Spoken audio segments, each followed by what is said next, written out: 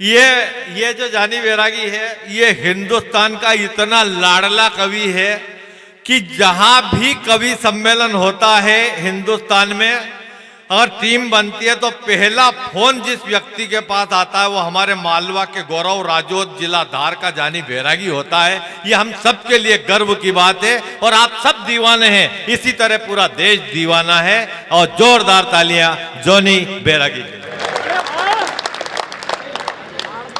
ये सरस्वती का मंच है और वर्तमान में इस देश के अंदर सिर्फ इतना जरूर बचा हुआ है कि इस सरस्वती के मंच से हम ऐसे शब्द का प्रयोग ना करें जिससे किसी की आत्मा को ठेस पहुंचे।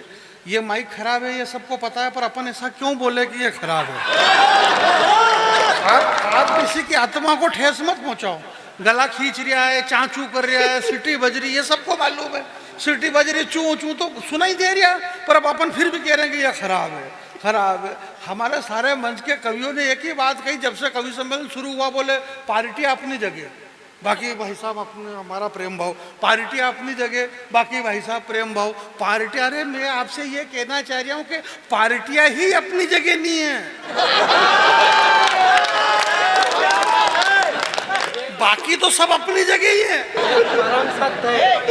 ये पार्टियां ही अपनी जगह नहीं है भैया, वरना कोई दिक्कत ही नहीं है। आप ऐसा कुछ भी नहीं है। मैं मोहन बड़ौदिया में पहली बार आया हूँ और इसमें मेरी कोई गलती नहीं है कि मैं पहली बार आया। मेरे को बुलाया ही पहली बार तो मैं पहली बार आया। आवाज बढ़ा थोड़ी बेटा, आवाज बढ़ा थोड़ा। अब समझ में ये नहीं आ रहा कि आवाज बढ़ाने का कह रहे हो कि पहली बार आया ये कह रहे हो। तो मैं ये कह रहा हूँ कि आवाज भी बढ़ा दो। और मैं पहले आया भी था तो भाई आया था तो जो थोड़ी आया था तो यहाँ कोई 1000-2000 रुपए लेके थोड़ी भाग गया किसी के यार। आया था तो आया था, अच्छी बात है।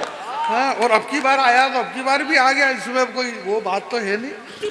सुनिएगा भैया, मैं बहुत आपको प्रणाम करता हूँ और बहुत प्यार आप लोगों का है, स्नेह। मैं इतना भावुक आदमी, इन मंच के लोगों ने ये इतने बड़े यहाँ इस मंच पर सबसे कम उम्र के हमारे राहुल जी होंगे भैया या रोहित होंगे, ये भले ही है पर ये बहुत बड़े कवि हैं। सोयत सुसनेर में कल परसों भी बारिश हुई, आंधी तूफान आया तो मैंने कविता पढ़ी पहले नंबर पे, दूसरे नंबर पे महेंद्र मधुर जी ने पढ़ी और इसके बाद में बारिश चालू हो गई। भाई इस मामला यही हुआ कि कमल जी जैसे एक वहाँ भी कमल जी थे, उन्होंने कहा बोले कितने लोगों ने पढ़ी? बोले 2 लोगों ने पढ़ी। किस किस ने पढ़ ली? बोले जानी बैरागी ने पढ़ ली, महेंद्र मधुर जी ने पढ़ ली। बोले 2 का पेमेंट कर दो, बाकी का रहने दो। तो कहने का मतलब ये है कि इनको मालूम है मौसम खराब है, पानी आज भी आ सकता है, इसलिए इन्होंने मेरे को बिठा रखा है, वरना मैं कोई इतना बड़ा कवि नहीं था, मैं तो पहले नंबर वाला ही था। इस डर के मारे इन्होंने जावेद साहब के बाद में मेरे को कविता पढ़ना है। जावेद साहब कहाँ हैं और जानी बैरागी कहाँ है? मैं तो इनका बहुत छोटा भाई हूँ और ये बड़े हैं और मेरा इनसे बहुत बड़े शायर हैं, बहुत बड़े कवि हैं, हिंदुस्तान के बड़े हैं, मैं छोटा भाई हूँ। और बस यही देश में है कि छोटे वाला ही बड़े वाले को साइड दे रहा है और क्या। और वो बेचारा छोटा यूं ही पिसाया जा रहा है साइड के चक्कर में। तो मैं आपको प्रणाम करता हूँ। चौधरी साहब का जन्मदिन है और पूरा देश, पूरा गांव, पूरा शहर चौधरी साहब के जन्मदिन पे यहाँ पर इकट्ठा हुआ। चौधरी साहब, मैं आपको प्रत्यक्ष रूप से मैं ऐसी कोई बातें नहीं करूँगा कि मेरे बहुत अच्छे मित्र चौधरी साहब बैठे हुए हैं और आवाज नहीं आ रही यार, इधर इस साइड बेटा। राहुल भाई कह रहे हैं कि थोड़ा पास से सुनाओ, आवाज कम है तो थोड़ा पास से सुनाओ। मैं ये कह रहा हूँ कि जितना धीरे बोलेंगे ना इतना ज़्यादा मज़ा आएगा। आपको विश्वास नहीं हो तो घर पे जाके जोर से बोल के देखो। आप जितना धीरे बोलेंगे इतना ज़्यादा मज़ा आएगा। धीरे बोलने की ज़रूरत है, जोर से मत बोलो और माहौल मत बिगाड़ो। बहुत धीरे धीरे बोल लो, आहिस्ता आहिस्ता अपना काम कर लो और धीरे से निकल लो। माहौल बिल्कुल मत बिगाड़ो जोर से बोल। जितना जोर से बोलोगे माहौल उतना ज़्यादा बिगड़ेगा। इसलिए मैं आपसे ये कह रहा हूँ कि मैं जोर से इसलिए नहीं बोलना चाह रहा हूँ कि क्या मतलब माहौल बिगाड़ने से। अच्छा माहौल चल रहा है, बराबर हो रहा है। सुनिएगा, ये कह रहा हूँ भैया, आपको जन्मदिन की बहुत बहुत शुभकामना। मेरे बड़े भाई हैं आप और ये ऐसे झूठ बोले जाते हैं मंचों से। हमारे बड़े भाई चौधरी साहब, इनके जन्मदिन की अनंत अनंत कोटि, जाने कितनी कोटि करोड़ों में हूँ। सबको मालूम है कि 5, 50, 60, 70, 80 साल जिएगे और सैकड़ों साल और हजारों साल जिए। और अरे क्या मतलब इतना साल जीने करने से। वो बड़े भाई बैठे हुए हैं, इनको अनंत शुभकामना। मेरे भाई साहब बैठे हुए, ये झूठ इसी मंच से बोला जा रहा है, जबकि ऐसा नहीं है। मेरी बहन बैठी हुई है और मेरे भाई साहब बैठे हुए हैं। और यार 2 बज गए, बहनियाँ क्या करे अभी मेरी? मेरी बहन मेरे घर पे यहाँ रोती फिरे क्या इतने 2 बजे इधर उधर? मेरे कोई भाई बहन नहीं है, मैं सिंगल अकेला हूँ और बहुत छोटा आदमी हूँ। मैं इनकी तरह कहीं नहीं गया हूँ, दिल्ली, बम्बई, कलकत्ता, मेरे घर से सीधा यहीं आया हूँ और यहाँ से वापस घर चला जाऊँगा। अपन 10-10, 20-20 दिन इधर उधर रोते फिरो, क्या मतलब है? अपन इधर उधर घूमते फिरो और अपने घर के सामने फिर दूसरे घूमते फिरे, क्या मतलब है? इसलिए अपने को घर पे रहना जरूरी है। मैं घर का आदमी हूँ और माहौल मत बिगाड़ो। बात यह है मोहन भाई, तुमने बहुत मेहनत करी। नागर जी, इसका फोन इतना आया, बोला जानी भैया मेरी इज्जत का सवाल। हाँ बोला था, मेरी इज्जत का सवाल। महीना भर हो गया। जानी भाई, मैंने कहा बोलो। बोले मैं मोहन गिरी बोल रहा हूँ। मैंने कहा बोलो। बोले 5 मई को आना है और मेरी इज्जत का सवाल। 2 दिन 4 दिन हो इन्होंने, फिर इसका फोन, जानी भैया। मैंने कहा हाँ। बोले 5 मई को आना है और मेरी इज्जत का सवाल। मैंने डायरेक्ट भोपाल फोन कर दिया यार आईजी साहब को। बोले कौन? मैंने कहा मैं जानी बैरागी बोल रहा हूँ सर, और बात यह है कि एक मेरा प्यारा दोस्त है और उसकी इज्जत को खतरा है।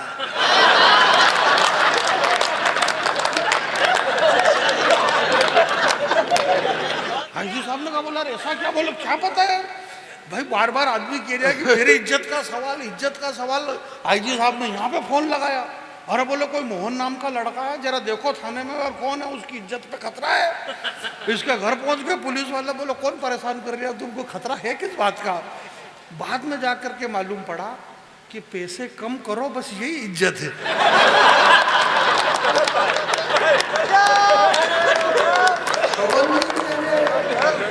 क्या बात पूछना थी। महेंद्र भैया बहुत अच्छा, आप सबको प्रणाम करता हूँ। बाबू भैया, मेरे बड़े भैया, जन्मदिन की भाई साहब आपको बहुत बहुत शुभकामनाएं। और मैं आपसे सिर्फ ये कहना चाहता हूँ, भगवान श्री हरि नारायण विष्णु आपको खूब यश प्रदान करे। और मेरा सिर्फ इतना मानना है, मैंने इनसे कहा था, मैंने वीडियो बना करके भेजा था, उसी दिन मैंने ये कहा था कि मैंने 32 साल के कवि सम्मेलन के जीवन में पहली बार ऐसा देखा है कि अगर एक राजनेता अपने जन्मदिन के उपलक्ष्य में हिंदी का कवि सम्मेलन करवाता है तो ये इनका नाम नहीं है, ये हमारी राष्ट्रभाषा हिंदी के गौरव की बात है। इसलिए मैं आपको कहता हूं, क्योंकि हिंदी हमारी राष्ट्रभाषा ही नहीं है। मैं गाता नहीं हूँ, आपने इसको इको कर दिया दोस्त, इसे प्लेन कर दो।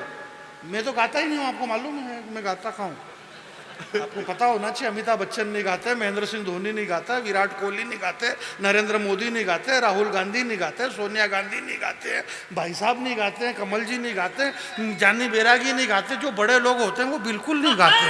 इसलिए मैं ऐसे ही बोलूँगा, गाने का काम ही नहीं, प्लेन कर दो इसको, बिल्कुल प्लेन। इसका इको विको सब खत्म कर दो, इसको प्लेन कर दो। आपका माइक बहुत अच्छा है, मजाक में सहज में हम कोई कुछ भी कह लें, परंतु साउंड व्यवस्था आपकी बहुत अच्छी है। 2 पंक्तियां देखिएगा सर, मैंने ये कहने की कोशिश करी बाबू भैया, क्या कहने की कोशिश करी, अभी कोशिश करी नहीं, कर रहा हूँ। ऐसे ही धीरे धीरे कोशिश करना है मेरे भैया। तो ये है कि क्या बात पूछना थी। सारे लोग अब जो बचे हुए हैं वो कविता सुनने के लिए बचे हुए हैं, और जो लोग चले गए हैं वो क्यों चले गए इसकी मेरे को कोई जानकारी नहीं है। और वो चले गए, और वो चले गए तो वो क्या कर रहे होंगे ये वही जाने। अपन ऐसी गंदी गंदी कल्पना ही नहीं कर सकते कि जो चले गए वो अब भी क्या करते होंगे, ये आप जाने पर। आप यहाँ हैं तो मैं आपको प्रणाम करता हूँ जो बच्चे हुए। अभी पिछले दिनों क्या हुआ कि हमारे अखिलेश यादव जी हैं उत्तर प्रदेश में, तो उन्होंने ये बात कही, ये जाति वाति की बातें। हमारे जावेद भैया, मैं आपको बताना चाहता हूँ कि जिस तरह से आपने कहा कि जावेद भी कभी हमारे परिवार के, आपके परिवार में, राम के ही वंश में सब हुए हैं, तो अपन सब एक ही हैं। ये बात मैं भी कह रहा हूँ कि एक ही हैं, एक ही हैं, पर अपन सब एक होते हैं तो दिक्कत कुछ भी नहीं है। पर पता नहीं क्यों नहीं हो रहे बात ये एक यार। सब एक है, एक बन के रहें अपन, नेक बन के रहें अपन। तो ये एक बन के रहने के चक्कर में जो जातिवाद का जहर घोला जा रहा, उत्तर प्रदेश में जावे हमारे अखिलेश यादव ने कहा कि ये जो कृष्ण भगवान है ये यादव है। अब सुनिएगा साहब, अखिलेश यादव ने कहा, बोले कृष्ण भगवान यादव है, इसलिए अब ये जो भागवत कथा रामायण वगैरह होगी ना, ये यादव करेंगे। ओहो, ये मुद्दा लो साहब। तो मैंने कहा यार इधर ये भैया का हाथ देखो, ये हाथ लेकर इधर यूं हाथ एक बार कर दो तो वो देख लेगा। और नहीं तो तुम्हारी तरफ से मैं कर रहा हूँ हाथ, ये आगे बैठे आ जाओ। बोले भागवत कथा तो अब यही करेंगे साहब। नागर साहब सुनिएगा, दो पंक्ति और कवि सम्मेलन शुरू करता हूँ। मैं ये कह रहा हूँ कि ये हमारी जात के हैं अब भगवान। बोले राम जी हमारी जात के हैं, बोले परशुराम जी हमारी जात के हैं, तो ब्राह्मणों के हैं परशुराम जी। क्षत्रियों ने कहा बोले राम जी हमारी जात के हैं। अखिलेश जी कह रहे हैं बोले कृष्ण भगवान हमारी जात के हैं। अब सबकी अपनी अपनी जातें बढ़ गई, तो जब सबकी अपनी अपनी जात है तो मेरा ये मानना है कि इस भारत माता के फिर कौन है।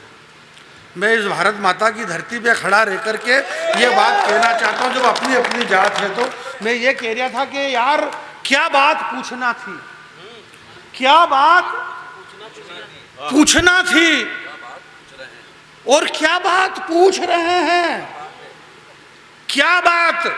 मैं बात पूछ रहा हूं, इधर सुनो भैया, बात पूछ रहा हूं मैं। आप दूसरों से कुछ भी मत पूछो, पूछने वाला मैं खड़ा हूं यहाँ। मैं पूछ रहा हूं ना, आप उधर कुछ भी मत पूछो दूसरे से। क्या बात पूछना थी और क्या बात पूछ रहे हैं। आपके चरणों में दादा पंक्ति देखना कि क्या बात पूछना थी और क्या बात पूछ रहे हैं। जिसने सारा जगत बनाया उस जगन्नाथ की जात पूछ रहे हैं।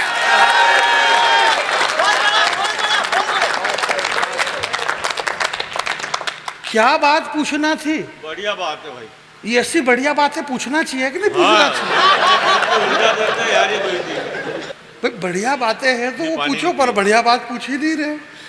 मैं ये कह रहा हूँ कि शोर शराबा मत करो, साइलेंट रहो और अपना काम करते जाओ। बहुत पहले शायद आप लोगों को पता होगा, एक फिल्म आई थी, आपने देखी होगी उस फिल्म को या ना देखी, अगर ना देखी तो आप देखना मेरे कहने पे। एक फिल्म थी टाइटैनिक। हाँ, बहुत कम लोगों ने यहाँ देखी होगी। टाइटैनिक नाम की एक मूवी बनी कमल भैया, और उस मूवी के अंदर एक जहाज के बारे में बताया गया कि एक इतना बड़ा जहाज, विशाल जहाज, सुरक्षित जहाज, ये बताया दुनिया के सारे इंजीनियर, मैकेनिक, दुनिया भर के वैज्ञानिकों ने मिल करके एक ऐसा जहाज बनाया जो कभी ख़त्म ही नहीं होगा। वो किसी भी आइसलैंड से टकरा जाए तो वो ख़त्म नहीं होगा। दुनिया के वैज्ञानिकों ने ये दावा किया, और उस दुनिया के सबसे बड़े जहाज टाइटैनिक के अंदर दुनिया के बड़े बड़े अरबपति, करोड़पति लोग उस जहाज के अंदर पहली बार यात्रा करने लगे, और अटलांटिका महाद्वीप के अंदर, उस महासागर के अंदर उसे छोड़ा गया। 18 घंटे के अंदर वो एक आइसलैंड बहुत बड़े हिमखंड से टकराया और उसके अंदर पानी भरने लगा, वो जहाज डूबने लगा। 2000 लोग उस जहाज के अंदर बैठे हुए थे। 2 मिनट का आपका समय चाहता हूँ। मैं ये कहना चाहता हूँ मेरे भाई, जब वो टाइटैनिक डूबने लगा उसमें 2000 लोग थे, बर्फ़ की चादर ओढ़ा हुआ पूरा महासागर, इतना ठंडा पानी जो था, छोटे छोटे बच्चे उसमें चीख रहे थे, चिल्ला रहे थे, बूढ़े बुजुर्ग चिल्ला रहे थे। उसी टाइटैनिक के अंदर एक बूढ़ा चौकीदार था। उस चौकीदार का काम ये था कि वो उस टाइटैनिक के अंदर जो छोटी छोटी हर जहाज में नाव रहती है, उस नाव के अंदर लोगों को बिठाते हैं, 10-10 लोगों को, और उसमें से उतारते थे। वो सतत इस कार्य में जुड़ गया। छोटे छोटे बच्चे को बिस्किट और बासी रोटियां बांट रहा था, बच्चे को चुप रख रहा था, थपकियां दे रहा था, किसी को रोटी खिला रहा था। उसने अपना काम जारी रखा, उसने चिल्ला चोट नहीं किया। आखिरी में एक नाव बची हुई थी, वो उसके खुद के लिए थी, परंतु वो भूल गया कि ये नाव मेरे लिए है और मुझे भी इससे उतरना है। उसमें उसने 4 छोटे बच्चे बिठाए और उस नाव को उन्होंने उस जहाज समुद्र के अंदर उतार दिया। आखिरी में जहाज डूबा, 2000 लोग डूब करके मर गए, कोई भी नहीं बचा। मेरा ये कहना है कि जब सारे लोग डूब करके मर गए तो फिर ये बात मेरे से किसने कही?